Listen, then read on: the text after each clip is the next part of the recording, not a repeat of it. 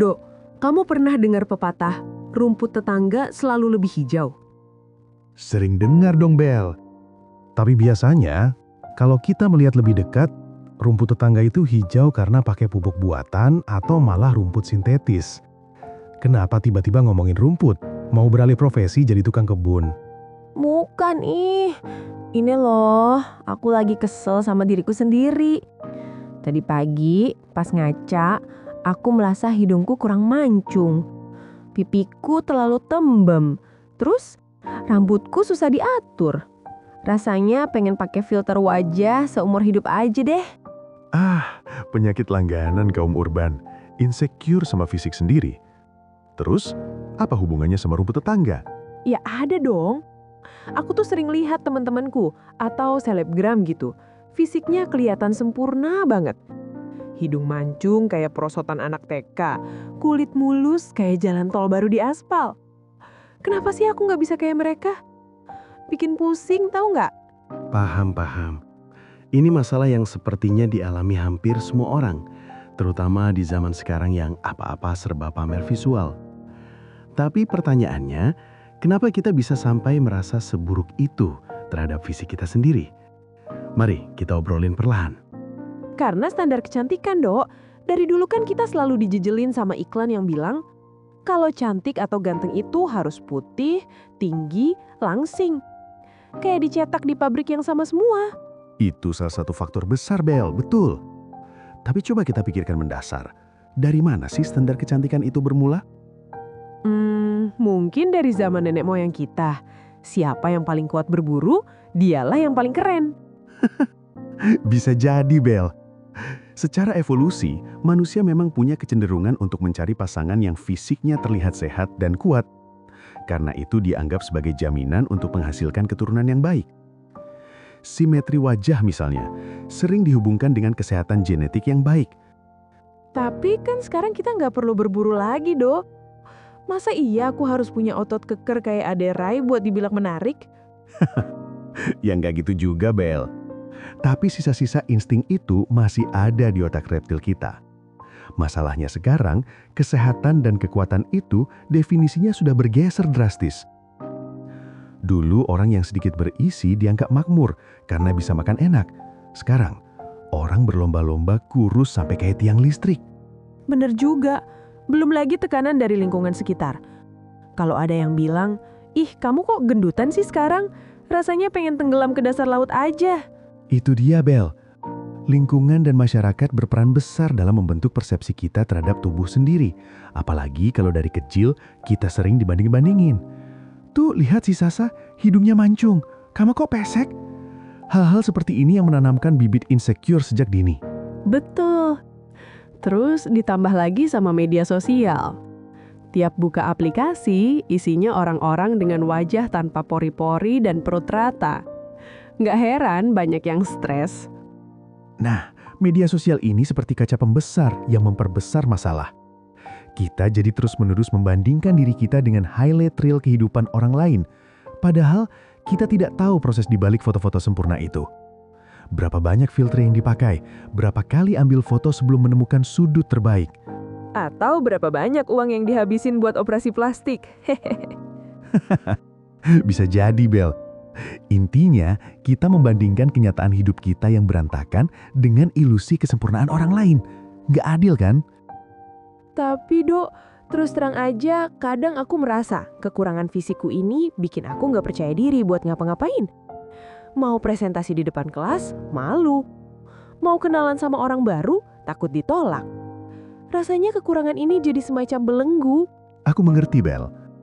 Tapi coba kita pikirkan, apakah kekurangan fisik itu benar-benar hal yang buruk? Atau justru bisa jadi sesuatu yang membahagiakan? Membahagiakan gimana ceritanya? Masa aku harus bahagia punya hidung pesek? Nah, ini bagian menariknya. Aku punya sebuah cerita menarik. Di sebuah desa yang jauh, hiduplah seorang pemuda bernama Budi. Budi lagi. Nama yang sangat klasik, Doh. Nggak ada yang lebih kreatif sedikit apa? Tenang, Bel. Ini Budi yang berbeda. Budi ini punya satu masalah besar. Telinganya luar biasa besar, seperti telinga gajah. Kalau dia berjalan, telinganya bisa jadi payung alami kalau tiba-tiba hujan. Ya ampun Dol, lebay banget sih telinga segede payung. Terus gimana nasib si Budi ini? Pasti sering dibully ya? Tentu saja. Setiap hari, anak-anak di desa selalu mengejeknya. Mereka memanggilnya Budi Gajah atau Budi Telinga Lebar. Budi selalu sedih. Dia merasa telinganya adalah kutukan terburuk dalam hidupnya. Setiap malam sebelum tidur, dia berdoa agar telinganya bisa mengecil, sekecil kacang polong. Kesian banget si Budi. Tapi wajar sih dia merasa begitu. Siapa juga yang mau punya telinga segede gitu di zaman yang mementingkan penampilan ini? Betul, Bel. Nah, suatu hari, desa mereka kedatangan rombongan sirkus yang sangat terkenal.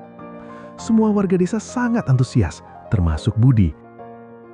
Dia diam-diam mengintip pertunjukan dari balik semak-semak, takut telinganya jadi bahan tontonan.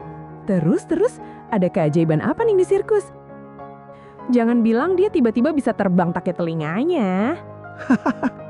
Belum sampai ke sana, Bel. Di tengah pertunjukan, tiba-tiba ada pengumuman mengejutkan. Bintang utama sirkus, seekor gajah pintar bernama Jumbo, sedang sakit perut parah karena kebanyakan makan kacang rebus. Pertunjukan terancam batal. Wah, gawat tuh. Terus gimana kelanjutannya? Nah, pemimpin sirkus kebingungan. Dia berkeliling mencari pengganti, tapi tidak ada satupun yang bisa melakukan atraksi seperti Jumbo. Saat itulah, mata pemimpin sirkus tertuju pada semak-semak di tempat Budi bersembunyi. Telinga Budi yang besar menyembul keluar. Ya ampun, ketahuan deh. Pasti dia langsung diajak gabung sirkus kan? Tepat sekali. Pemimpin sirkus langsung menarik Budi dan memintanya menggantikan Jumbo. Budi tentu saja menolak keras. "Saya manusia, bukan gajah," protesnya. Tapi pemimpin sirkus memohon, menjanjikan bayaran yang sangat besar. Akhirnya dengan berat hati Budi setuju. Lucu banget bayanginnya. Terus atraksi apa yang dia lakukan? Disuruh memakai kostum abu-abu lengkap dengan belalai palsu yang diikat di hidungnya. Dan atraksinya, dia harus menangkap bola-bola kecil yang dilempar penonton menggunakan telinganya yang lebar. Ya ampun, itu pasti pemandangan yang sangat epik. Benar-benar epic, Bel. Awalnya Budi sangat canggung dan malu. Tapi perlahan dia menyadari sesuatu yang ajaib. Karena telinganya sangat sensitif, dia bisa mendengar arah lemparan bola dengan sangat tepat. Dia bisa menangkap setiap bola yang dilempar, bahkan dari penonton di barisan paling belakang. Wah, keren juga sih. Berarti telinga besarnya itu bawa hoki ya? Nah, tepat sekali, Bel. Penonton bersorak kegirangan. Mereka tidak pernah melihat atraksi yang begitu menakjubkan. Budi menjadi bintang sirkus dadakan, dan yang paling penting, Budi tidak lagi merasa telinganya sebagai kutukan. Telinga itu yang selama ini menjadi sumber ketidakpercayaan dirinya, justru menjadi jalan menuju kesuksesan dan kebahagiaan. Wah, cerita yang absurd tapi ngena banget, Dok. Gimana? Masih mikir kalau kekurangan fisik itu melulu soal penderitaan? Jadi maksudmu, kekurangan kita itu bisa jadi kelebihan asalkan kita tahu cara memanfaatkannya. Kayak Budi yang ternyata punya pendengaran super tajam. Tepat sekali, Bel. Cerita Budi ini ibarat analogi. Telinga besarnya adalah metafora dari apapun yang kita anggap sebagai kekurangan fisik kita. Hidung pesek, kulit gelap, tubuh pendek, apa saja. Masyarakat mungkin melihatnya sebagai ketidaksempurnaan. Tapi sebenarnya, itu adalah fitur unik yang membedakan kita dari miliaran manusia lain di bumi ini. Tapi nggak semua kekurangan itu sebermanfaat telinganya Budi. Masa iya hidungku yang nggak mancung ini bisa buat nangkap bola? Memang tidak selalu seharfiah itu, Bel. Keuntungannya bisa dari berbagai sisi. Pertama, kekurangan fisik itu seperti alat penyaring alami. Orang-orang yang hanya peduli pada penampilan luar akan tersingkir dengan sendirinya. Yang tersisa adalah mereka yang benar-benar menghargai kamu apa adanya. Yang melihat kecerdasanmu, kebaikan hatimu, atau selera humormu. Oh, bener juga ya. Jadi aku nggak perlu buang waktu sama orang yang superficial, alias cuma nilai dari luar aja. Betul. Kedua, kekurangan itu bisa memicu kita untuk mengembangkan kelebihan lain. Kalau kita sadar kita nggak sempurna standar iklan, kita seringkali terdorong untuk menjadi lebih lucu, lebih pintar, atau lebih empati. Kita belajar untuk tidak mengandalkan fisik semata dalam berinteraksi dengan dunia. Lihat saja pelawak-pelawak hebat. Banyak dari mereka yang menjadikan fisik mereka bahan candaan, dan justru itu yang membuat mereka disukai banyak orang. Bener juga sih. Kalau dipikir-pikir, banyak teman-temanku yang mungkin fisiknya biasa aja.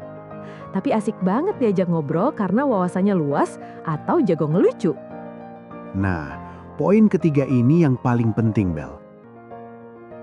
Kekurangan fisik mengajarkan kita sesuatu yang sangat berharga, penerimaan diri. Maksudnya? Bayangkan orang yang lahir dengan fisik yang sesuai dengan standar kecantikan masyarakat. Mereka mungkin dipuji sejak kecil, dihargai karena penampilannya. Tapi apa yang terjadi ketika usia bertambah?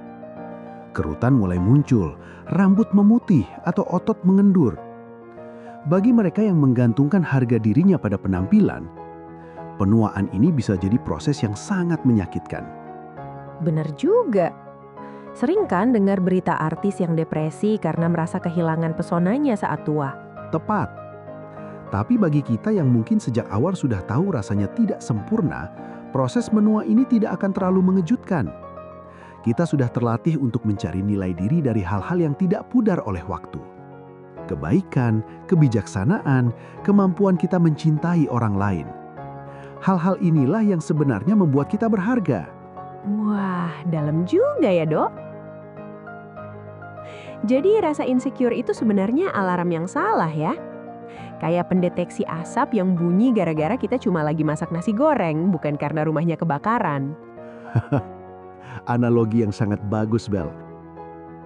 Ya, rasa tidak aman itu seringkali hanya ilusi yang diciptakan oleh pikiran kita sendiri, yang termakan oleh standar yang mustahil untuk dicapai. Kalau gitu, mulai sekarang aku mau ganti kacamata deh. Nggak mau lagi lihat diriku pakai kacamata standar kecantikan iklan. Aku mau pakai kacamata apa adanya. Itu baru Bella. Tapi ingat, proses ini nggak instan loh. Pasti ada hari-hari di mana kamu masih merasa down saat melihat cermin. Tapi jangan menyerah. Ingat saja cerita Budi dan telinga ajaibnya. Iya, Budi si pahlawan sirkus. Tapi Dok, aku kepikiran satu hal lagi. Apa tuh? Gimana kalau kekurangan kita itu ternyata nggak ada untungnya sama sekali?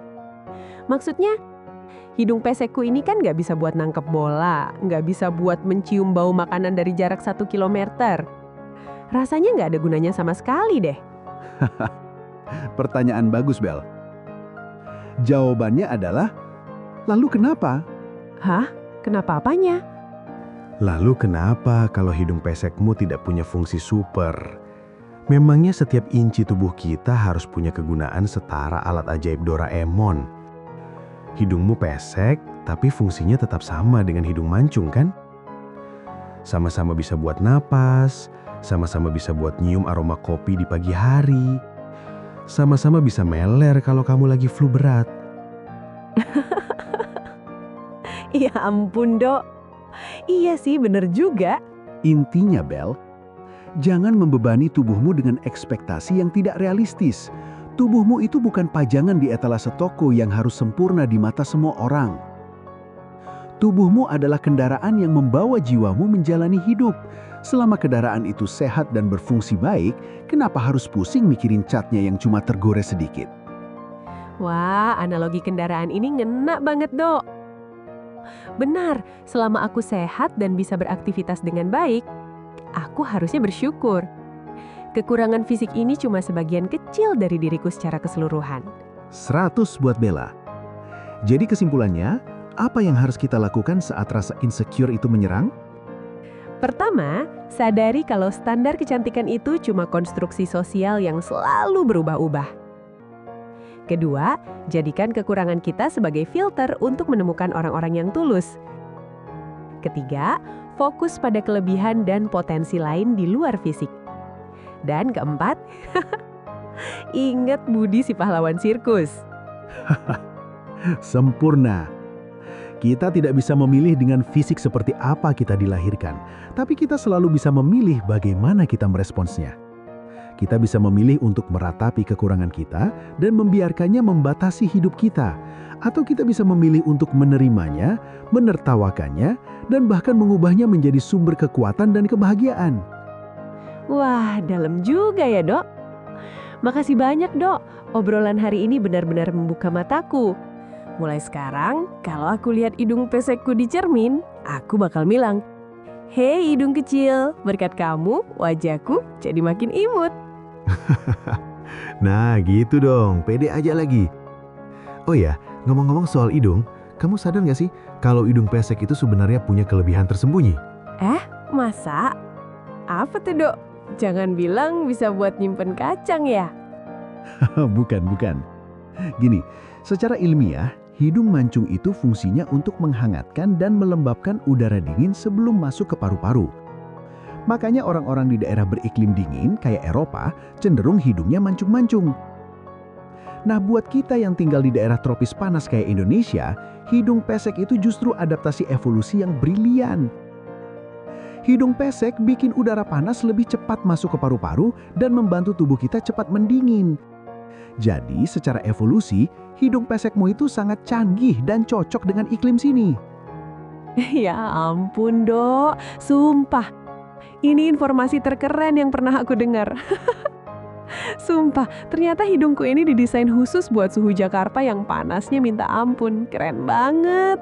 Tuh kan, selalu ada sisi positif dari setiap hal yang kita anggap sebagai kekurangan. Kuncinya cuma satu, ubah cara pandangmu. Oke, pesan diterima dengan sangat baik, Dok. Kayaknya obrolan kita kali ini udah cukup dalam dan mencerahkan ya. Betul. Nah, buat teman-teman pendengar nih yang masih sering merasa insecure sama fisik, ingat ya, kesempurnaan itu membosankan. Kekurangan kitalah yang membuat kita unik, menarik, dan manusiawi. Dan jangan lupa, tubuh kita ini adalah hadiah. Jadi, rawatlah dengan baik, hargai, dan cintai apa adanya. Sampai jumpa di obrolan santai kita berikutnya.